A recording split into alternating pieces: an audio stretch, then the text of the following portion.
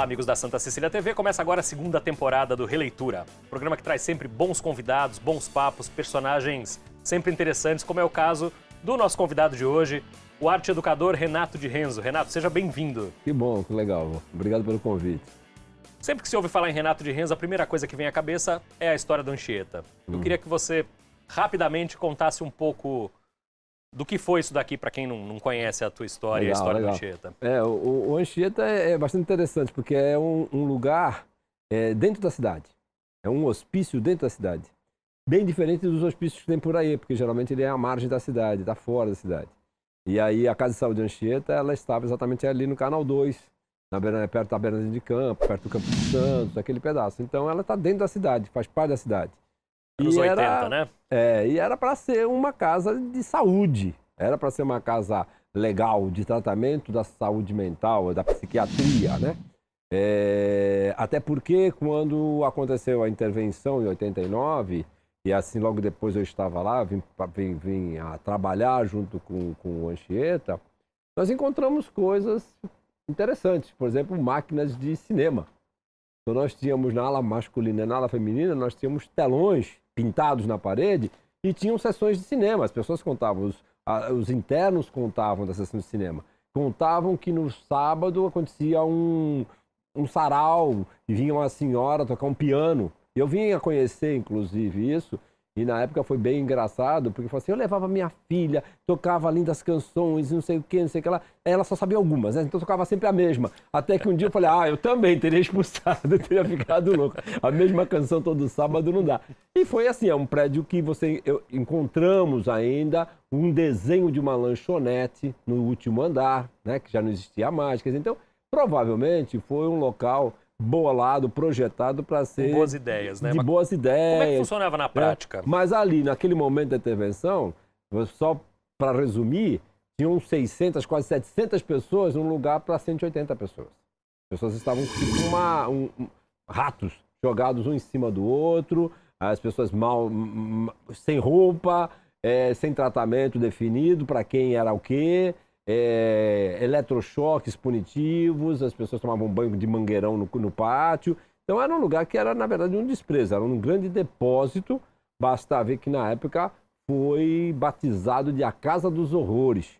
Como em outros hospitais também no Brasil, que também tiveram condições de a gente invadir ou de entrar para conhecer, eram verdadeiras casas de horrores. As pessoas estavam jogadas, trancafiadas, esquecidas em quartos, esquecidas em celas fortes, como eles chamavam. Né? E o eletrochoque punitivo, que era terrível, quer dizer, qualquer pessoa podia te mandar para a sessão de eletrochoque. Não era o médico, não era uma pessoa especializada, mas uma pessoa, por exemplo, que tivesse com a obediência do hospital. Mandava para o eletrochoque. Então era punitivo realmente. Né? E era essa a cara, era esse o jeito que estava o Hospital Psiquiátrico de Santos. E na semana da intervenção, que foi lá por volta do dia 3 de maio, tinha acontecido uns suicídios lá. Tinha acontecido que as pessoas apareceram penduradas, mortas. 2 ou 3 pessoas. E aí, na época, se falou, olha, em nome da dignidade, intervenção municipal. E foi o que aconteceu, uma intervenção municipal. E de lá aí mudou tudo, né? Porque, na verdade, aí foi colocada uma equipe multidisciplinar para poder organizar o hospício, mas para fazer a reforma psiquiátrica. Quer dizer, para você desmontar, você precisava montar, porque do jeito que estava desmontado da forma pior possível. Então foi preciso, em determinado momento, você devolver o banho quente, chuveiros, os quartos, quem era quem em cada quarto, os medicamentos, você eliminar esse eletrochoque, as celas fortes. Então, quer dizer, você precisava ter um hospício, uma casa do cuidar, no mínima, para depois você poder pensar numa reforma, essas pessoas saírem e irem para bairros, irem para suas casas, suas residências, encontrar a família dessas pessoas, etc. Né? Quais foram as suas primeiras ações ali dentro? Então, eu fui chamado pela Thelma, né? Eu fui chamado ali meio que sem querer, vamos dizer assim. Na verdade, na hora que aconteceu a intervenção, eu não estava em Santos, embora seja de Santos, eu morava em São Paulo, e eu recebi uma ligação de uma médica psiquiátrica que conhecia ou de alguma forma o que eu desenvolvia junto a alunos, junto a escolas, junto a grupos teatrais, essas coisas. E aí falou, olha, eu acho que eu tenho a pessoa que a gente está precisando agora, uma pessoa que tem uma dinâmica de grupo, tem um pensamento de operativo, fazer as pessoas operarem suas vidas, etc. Né? E aí eu recebi essa ligação. Então foi muito interessante, porque eu vim a Santos e eles não sabiam que eu era de Santos. Então a primeira coisa é contar para você o que é Santos. E eu era um santista daqueles de família tradicional de Santos, né? Daquele que estudou em colégio santista durante a vida toda e frequentava, inclusive, a residência, a minha residência de infância era próxima à Anchieta, que era na Princesa Isabel, que era a Rua do Santos. Então eu conhecia a Anchieta de andar até de bicicleta no bairro. E era aquela curiosidade das crianças, o que tem aí dentro, o que se esconde aí dentro, porque a gente via roupas, às vezes, caindo da janela, gritos e tal, então sempre teve essa curiosidade. E aí, então, é interessante outras pessoas virem falar de como é que é a sua cidade, como é que está, e o que tinha acontecido, etc e tal. E eu vim somente para ser voluntário, na verdade, porque era um pouco isso que eu imaginava, né, que iria acontecer. Mas logo nas primeiras semanas eu percebi uma carência enorme e já naquela semana o próprio diretor do hospital falou, não, você precisa ficar e tal, e eu acabei ficando e me internando no Anchieta. O mais interessante é que eu falo que assim, quando me perguntou isso, eu falo sempre que eu vim, na verdade, cumprir a profecia de um colega. Que a gente andava de bicicleta, eu e um colega da infância, e ele falava assim, do jeito que você é, um dia você vai acabar aí. Então eu falo assim, eu vou fazer jus a essa brincadeira e vou acabar no Anchieta. Então foi muito interessante isso de poder vir por outras vias. Eu tinha um trabalho em São Paulo, junto com fábricas e junto com operários até, porque eu venho da década de final de 60 para 70, então ainda pega um pouco da ditadura e vem do teatro e das invasões com a censura, proibindo peças, mandando todo mundo sair fora, aquela coisa toda, né? E eu tinha uma coisa que eu e um amigo frequentavam, íamos até o Juqueri, Franco da Rocha, fotografar os loucos, e na semana seguinte a gente voltava com retratos e entregava para essas pessoas, e essas pessoas ficavam super felizes. Tinha uma manifestação outra quando você entregava um retrato e se via ali, tinha uma outra intervenção na vida dessas pessoas, né? Então eu tinha um trabalho dessa forma, tinha um trabalho junto com prostitutas, junto com favelas, eram coisas assim que acabavam de alguma forma, eu queria na verdade mostrar que a arte não servia somente para decorar apartamentos, já tinha uma outra função. Essa era o grande trabalho, era o grande fio condutor. Então, quando veio esse negócio do Anchieta, foi legal, porque eu falei, poxa, tá aí um trabalho onde a arte pode ser o grande fio condutor, né? Então, a minha entrada foi interessante. Na época, eu falei, olha, eu preciso conhecer antes de qualquer projeto. E que língua tem essas pessoas, o que eles falam.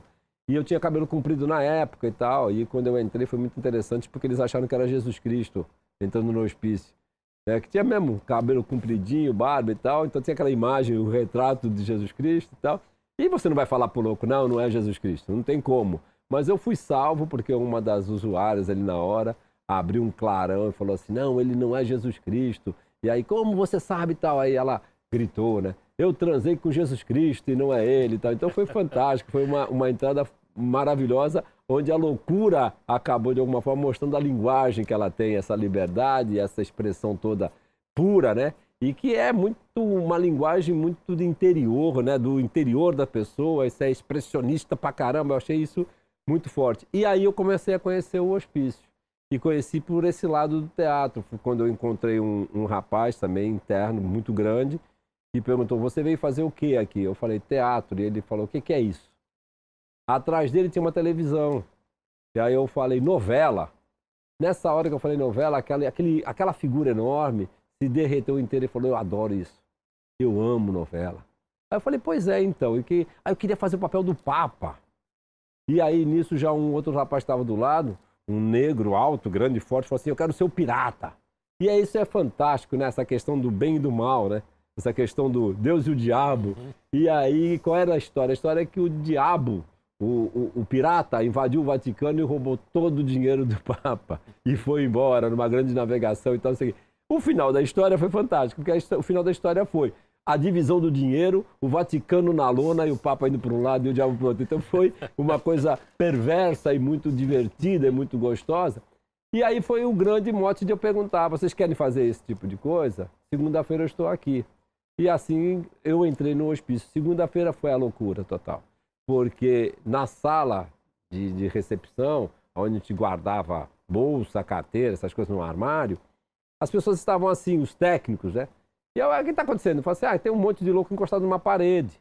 E eu falei assim, é que eu combinei. Aí o pessoal riu de mim. E quando eu cheguei foi uma baita de uma festa. As pessoas estavam na parede esperando para fazer aquilo, né? E então, fantástico que entrou não pelo medicamento, não entrou pela injeção, não entrou pelo doutor, não entendeu pelo prontuário, mas sim pelas pessoas, pelo olhar, pelo carinho, pelo toque, que é o que o teatro faz muito bem, né?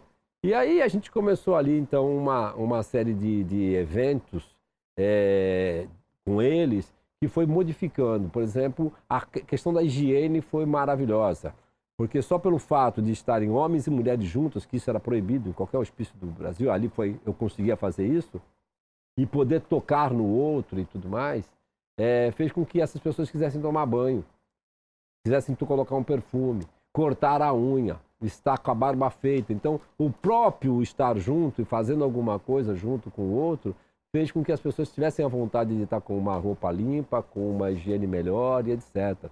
Uma outra modificação é que tinha um sino enorme que chamava as pessoas para comer.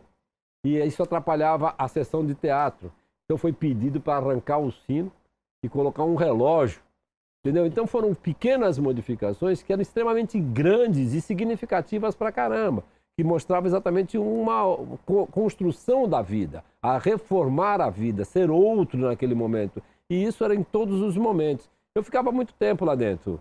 Ficava de manhã, das 7 da manhã até o último dormir, porque eram muitas atividades, atividades que eu digo não eram oficinas, mas eram encontros, eventos pessoais. Isso era muito forte, muito importante. Eu tinha uma coisa de à noite, depois do jantar, levá-los para uma sala que era considerada antigamente era o salão universitário do hospital, e apresentar uma coisa nova. Eu apresentava um livro, entendeu?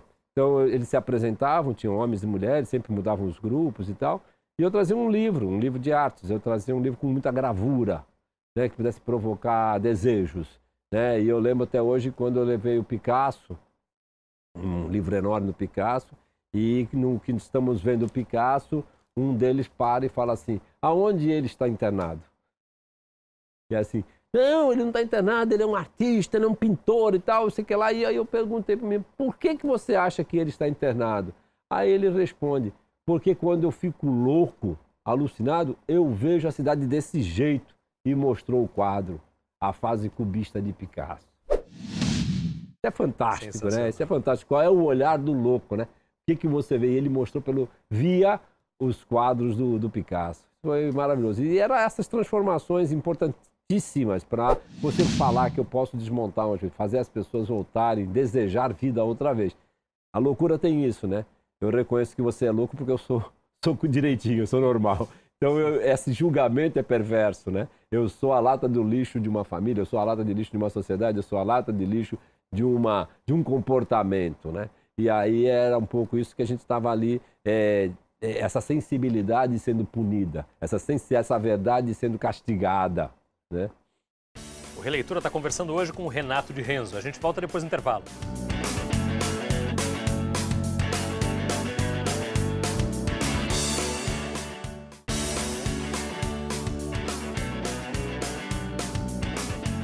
Estamos de volta com Releitura, hoje conversando com o Renato de Renzo, arte educador, criador do projeto Tantan. Renato, estávamos falando no final do último bloco de como a arte começou o resgate de todos aqueles loucos do Anchieta e tal. Uma outra coisa que é bem icônica desse período é a Rádio Tantan. Opa! Como começou ali a rádio, depois... Como é que foi esse processo para chegar até a rádio? É muito legal. Eu já tinha feito algumas experiências com rádio recreio. Quando eu dava aula, eu construí rádio com os alunos na hora do recreio, até porque todas as escolas têm um microfone, né, para chamar aluno e tal, né? Então eu aproveitei essa coisa do microfone que chamava aluno para colocar os alunos até para falar poesias ou falar sua produção. e até para fazer brincadeiras ou até tocar músicas legais e tal, né? Ficou um recreio melhor, né? Sem ser o recreio dirigido, mas o construtivo, que pudesse construir coisas, outras pontes, né? Então eu já tinha tido um pouco dessa experiência quando lecionava. Mas aí quando eu cheguei no Anchieta, uma das primeiras coisas foi exatamente essa questão da comunicação. Porque a comunicação ali não é terapêutica não, a comunicação ali é política, né? E aí a gente começou com o jornal Tantan, e que era um jornal com as notícias vinham feitas por eles, ainda com máquina de escrever, e com os erros presentes e tudo mais, né? E que logo de cara, assim, uma das matérias foi uma época que a gente ganhou uma quantidade de filé mignon de um açougue que não tinha nota e tal, comemos o dia inteiro filé mignon e tal, e no dia seguinte veio a retirada do filé mignon.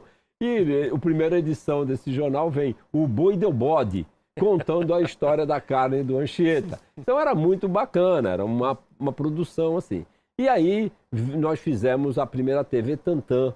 Veio um grupo de São Bernardo e vamos fazer a TV Tantan e nós colocamos, eu falei, ó, fulano de tal, fulano de tal, fulano de tal, essas pessoas pegaram o microfone e foram apresentando o Anchieta para fazer um documentário. Esse documentário, inclusive, ganhou um prêmio em São Bernardo, de melhor documentário. Então foi mostrando o Anchieta via o olhar de uma pessoa que já foi interna. Foi muito bacana e tal. Então, eu já sabia de algumas figuras que falavam e tal. Aí, eu consegui ganhar um aparelho 3 em 1, montei numa salinha, montamos um estúdio mesmo, casca de ovo, tudo bonito e tal, não sei o quê. Um 3 em 1, um microfone e 32 caixas de som pequenininhas espalhadas no pátio todinho do hospício, não é? E aí fizemos a estreia, e aquilo funcionou maravilhosamente bem. Pô, o pessoal começou a querer ouvir a rádio, dar sugestões. Então a gente entrava no ar às 8 da manhã, com esporte, com o Roberto Carlos, com entrevista, com tudo. Quem visitava no hospital a gente ia dentro do estúdio para falar, e etc. Até que chegou um belo dia. Isso foi muito rápido. Uma senhora perdeu uma carteira dentro do Anchieta.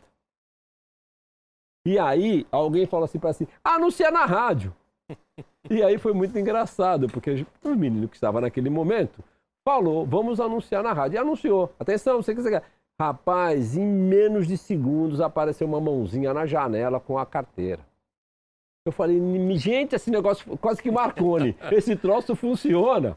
Não é que nem quando ele olhou a caixa, né, o Marconi. Esse é o rádio. Então, eu pirei. Eu falei, não, isso tem que ir pra rua. E na época foi exatamente isso que falaram para mim. Você tá pirado, você pirou. Agora você tá pior que os loucos. Porque imagina que alguém vai aceitar. Eu falei, não, eu só quero a permissão de fazer. Não, você tem a permissão que você quiser. Então aí eu fui. Fui falar com as pessoas de rádio.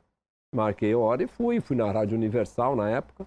E o Gilberto, que era o diretor-geral, falou, não, você pode fazer e tal. Vamos fazer o seguinte, 3 meses e tal, né, para ver, né, sei que lá, eu te dou um horário de meia hora, à tarde e tal. Eu falei, beleza, tudo bem. Então aí quando eu voltei para o hospício, eu chamei algumas figuras e falei, nós vamos ter uma rádio, a Rádio Tantan.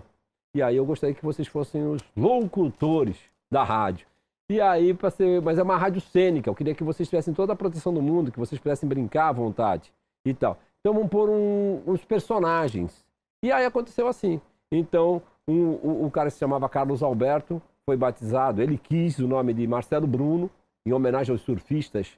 O outro quis ser o Billy Paul, o outro quis ser... E cada um teve um nome, Alisandro Crécio. Então, cada um tinha um nome. Madame Butterfly, que até hoje tem um programa, que é um menino fantástico aí, que tem um programa dele pessoal. E assim a gente foi criando as personagens e no dia tal... durou 9 anos. E ficamos 9 anos no ar. Está no ar, Rádio Tantan, um programa do tamanho da sua loucura! Está no ar mais uma vez, a minha, a tua, a nossa Rádio Tantan, um programa do tamanho da sua loucura, da 1440 kHz, para o programa, é isso aí galera, 11h30. Passamos de um programa de meia hora para um programa de 1 hora diário. Você sabe que é bala, não é?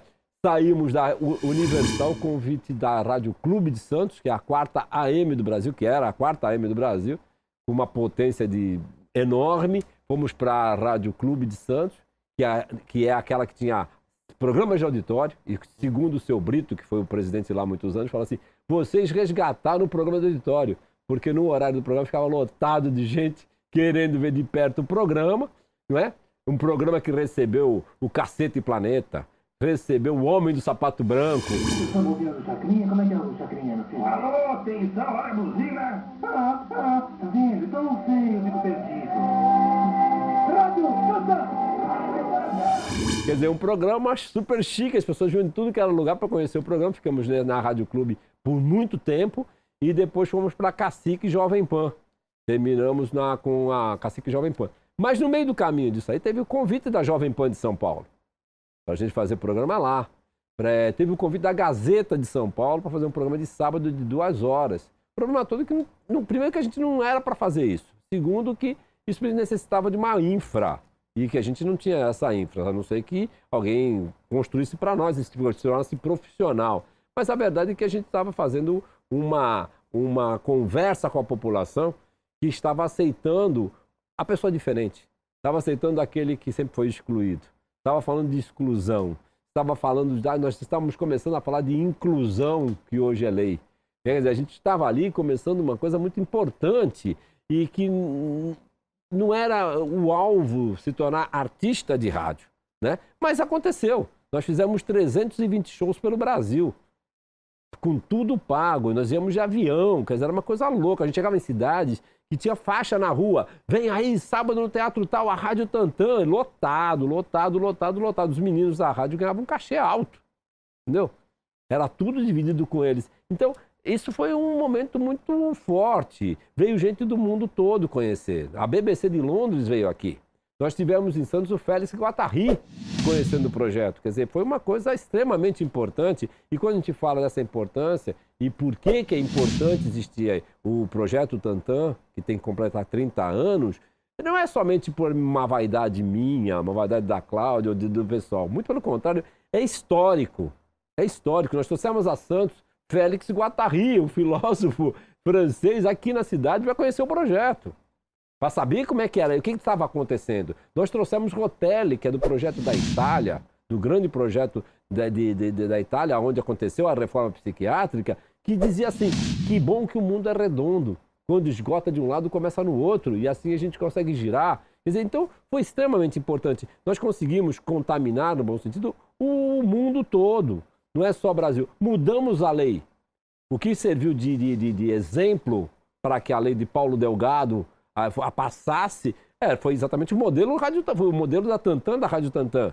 Porque precisava mostrar que isso era melhor. Quando mostrava não só o banho quente, porque banho quente é o que se exige. Não só uma comida melhor. Mas o quê? Que essas pessoas estavam pintando, que essas pessoas estavam voltando para casa, que essas pessoas estavam se arrumando, que essas pessoas tinham um programa de rádio, que essas pessoas estavam exatamente desejando uma outra coisa. E mais, tomando menos medicamentos, controlando as suas ansiedades, controlando a sua vida, administrando a saúde, que é o que falta hoje. A população saber administrar a sua saúde, porque senão nós vamos ter sempre hospitais inchados, filas imensas, porque as pessoas não sabem o que é saúde. Não é? Não entende saúde como felicidade, como possibilidades, oportunidades. Né? Então, era tudo isso que nós estávamos mexendo, provocando e etc. Nós começamos ali desmontando escolas especiais, somente com pessoas deficientes. Nós começamos a quebrar ali. Hoje é lei, todas as escolas precisam ter todas as crianças incluídas. Mas nós fomos os primeiros a mexer com isso, com o Carmelita, que tinha aqui em Santos, né? E outras escolas que a gente falava, vamos fazer parcerias. Esses meninos saem daqui e vão para outras escolas se misturarem, porque se mistura não é deficiência, se mistura talentos. A gente está chegando já na parte final do programa aqui. Queria falar desse espaço que a gente está aqui fazendo a entrevista. Holiday. Acontece de vez em quando o Café Holiday, agora com uma frequência menor, mas ainda acontece, né, Renato? E um espaço de inclusão, que é a culminância disso tudo. É bem legal, porque a gente precisa de um espaço para acontecer as oficinas, as atividades da Tantã. Mas a gente não queria uma entidade. A gente queria um lugar que é isso. É dentro de um centro de cultura da cidade. É um lugar onde as pessoas circulam, né? E tem a festa do Tantã, da Holiday, do Café Teatro Holiday, tem peças teatrais e tal. E também tem oficinas específicas de dança, teatro, artesanato, cozinha, o que for, para pessoas com necessidades especiais ou com deficiências mentais, ou cego, surdo, mudo, gordinho, magrinho, qualquer um. Porque a ideia desse projeto foi exatamente poder estar sempre misturando, poder estar sempre fazendo as pessoas trocarem, né? Então, eu não sei quais são as necessidades de cada um, mas existem provavelmente necessidades especiais para todos nós, né? O que é ser especial? Então, essa ideia de ser especial, né? De você poder ter atenção, dar atenção, poder estar trocando o tempo todo. Então, mais do que ser o deficiência disso ou daquilo, é o ser especial. Isso é muito importante para nós. E é esse o espaço, que é esse local no canto do teatro, né? No canto da Secretaria de Cultura de Santos. A gente está aqui já há um tempo bom e é muito marcante. As pessoas vêm para cá e acabam, de alguma forma, também chegando juntos, se integrando, se tornando um membro desse espaço. Aberto para qualquer pessoa. Aberto, né? para qualquer pessoa. Entendeu? Queria falar um pouquinho de você, teu dia a dia, quais são os teus hobbies, o que você curte fazer além do trabalho? Eu gosto de fazer muitas coisas, né? Mas eu pinto. Né? Eu sou formado em artes e adoro pintar, então é uma coisa que eu faço, continuo fazendo, sempre fazendo uma aquarela, um desenho, né? Uma coisa desse tipo. Teve uma fase da minha vida que eu expus muito. Eu fiz MASP, eu fiz Bienal Internacional, né? Foi uma época de estudo, foi uma época que eu estava dedicado muito às artes plásticas, né? E aí isso é uma coisa que me acompanha, né? Então eu sempre faço uma coleção, uma série de trabalhos, né? São às vezes 5, 6, às vezes são séries de 12, 20 quadros, né? Em cima de um tema, em cima de uma proposta, que às vezes não é o tema que me interessa, mas sim a pesquisa de material, a pesquisa de papéis, a pesquisa de cores e tal. Então aí eu acabo de alguma forma desenvolvendo isso. Então é uma coisa que eu curto e é uma coisa que eu faço constantemente. Além das minhas pesquisas particulares, eu leio muito. Eu gosto muito de pesquisar, gosto muito de estar atualizado e de buscar, cruzar informações de grandes figuras e tal. Então é uma coisa que eu sou um rato de biblioteca, sou um rato de livrarias e tal. Eu sou meio que, estou sempre lá pesquisando e procurando coisas. Renderia uns 3 ou 4 programas aqui com o Renato de Renzo. A gente não falou da tua experiência com o Zé Celso. Vamos retomar esse programa num outro dia. Legal. Eu queria encerrar pedindo para você se definir. O Renato de Renzo pelo Renato de Renzo. Renato de Renzo é um cara legal, bacana, feliz, contente. Hoje muito preocupado com a sua aposentadoria. Hoje estou ali, eu acho que com esse projeto a gente conseguiu contaminar, no bom sentido, mais uma vez, isso. Muita gente, isso é muito importante. Eu fui pelo Brasil todo, até fora do Brasil, falando dessa experiência da Tantan. E isso é muito legal porque acaba, de alguma forma, motivando as pessoas. As pessoas sempre falam assim, quando a gente está muito desgastado, escuta você falar, a gente quer de novo fazer e tal. Então isso é muito importante, motivá-los, fazer com que as pessoas entendam como é esse processo, porque vai além da gente ter uma oficina de teatro, ou de dança, ou de pintura. Muito mais além. É outra coisa, o ser artístico é uma outra coisa, né? E é exatamente essa procura que a gente está o tempo inteiro, constantemente, procurando esse artístico de cada um, né? Que é livre das vaidades, livre dos ódios, livre do pessimismo e tudo mais. É uma coisa maior, de um espírito maior. E isso é difícil de a gente alcançar, um exercício praticamente diário, né? Constante e tal. Então, isso é muito legal e é bacana. Eu, de alguma forma, fui descobrindo isso no fazer, no dia a dia, né? Nessa coisa que eu fui fazer arte e sacar que arte não era para o meu prazer, não era uma coisa de exibicionismo, mas muito pelo contrário. Teria que estar a serviço do homem, né? E teria que estar embelezando o cotidiano do ser humano. E isso é uma coisa que eu acho legal, que eu tenho vários amigos artistas e às vezes não tem essa compreensão, mas que é uma coisa que a gente vai contaminando aos poucos. Mas essa compreensão eu acho legal, eu ter alcançado isso, ter chegado nisso. Perfeito. Conversou hoje com o Renato de Renzo. O espaço aqui do Holiday está aberto para quem quiser conhecer o espaço e o trabalho da Tantan. Fica aqui no 3º piso do Teatro Municipal Brás Cubas. Renato, eu agradeço demais a tua gentileza de nos receber aqui. Venha. O Releitura termina aqui, a gente se vê na próxima semana. Tchau.